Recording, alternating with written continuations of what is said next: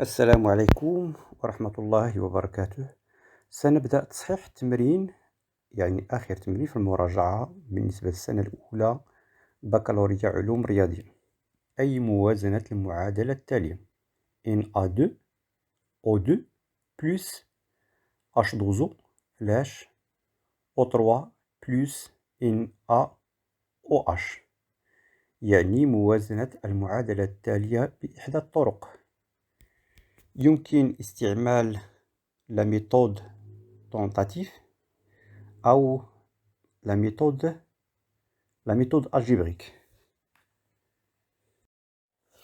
السؤال الأخير الذي تم طرحه هو équilibrer une équation chimique. Donc Na2O2 plus H2O flèche O3 plus NaOH.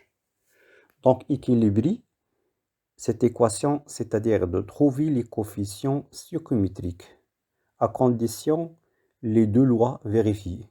La première loi, c'est la conservation de la matière, c'est-à-dire le nombre de chaque atome est sont égaux dans le cas de réactif et de produit. La deuxième loi, c'est équilibrer la charge. Chers mes élèves, on va détailler la méthode de tentative. Tout d'abord, l'équation Na2, c'est un seul atome de sodium, N majuscule plus A minuscule, constitué par deux atomes. O2, c'est l'oxygène, plus H2O, flèche, O3 plus NaOH. Si j'applique la première loi de conservation de la matière, pour vérifier cette équation, est-ce que cette équation est équilibrée? Si je pars de l'atome de sodium Na, le réactif, le nombre d'atomes de sodium dans le cas de réactif, c'est 2 fois 1. Sachant que le coefficient dans ce cas, c'est 1. 2 fois 1, donc est égal à 2. Donc cette équation contient deux atomes de sodium pour les réactifs. Pour le produit, c'est 1 fois 1 est égal à 1. Donc le nombre d'atomes de sodium à l'état des réactifs, c'est 2. Le nombre d'atomes de sodium à l'état de produit, c'est 1. Donc cette équation n'est pas équilibrée. Donc c'est pas la peine d'appliquer d'autres lois pour vérifier.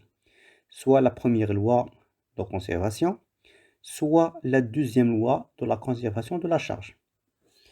Alors, j'utilise dans ce cas la méthode de tentative. On observe que l'atome de sodium contient deux atomes, c'est Na2, c'est indice 2, c'est-à-dire deux atomes de sodium. Je tente de multiplier par 2 dans le cas de réactif, donc c'est 2 en rouge, 2 NaOH. Alors si je parle de la première ligne de cette équation, deux atomes de sodium, ça donne 2 atomes de sodium.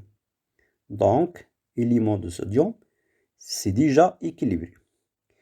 Je passe directement soit à l'atome oxygène ou hydrogène.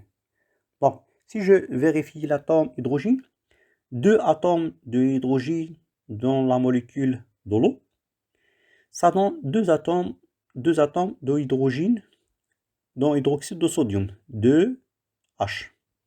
Donc, l'atome hydrogène aussi équilibré. Donc, je passe à l'atome oxygène. O2, c'est deux atomes. O, donc, il contient trois atomes d'oxygène dans le réactif.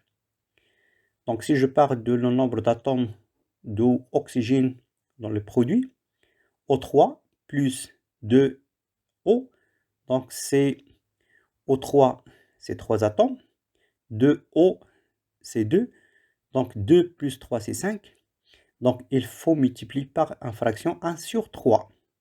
Pour trouver 1 sur 3 fois 3, c'est un seul atome oxygène.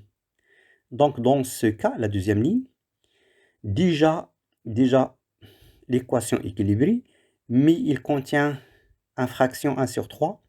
Pour éliminer 1 sur 3, je multiplie par tout par 3. Donc je trouve finalement 3Na2O2 plus 3H2O flèche O3 plus 6NaOH. Chers mes élèves, je dois vérifier cette équation dans ce diapo 4. Est-ce que cette équation équilibrée? J'applique la première loi de la conservation de la matière. 3 fois 2 pour l'atome de sodium, ça donne 6 atomes de sodium dans les réactifs. 6 fois 1 est égal à 6, donc le nombre d'atomes de sodium sont égaux. 6 pour les réactifs et 6 pour le produit.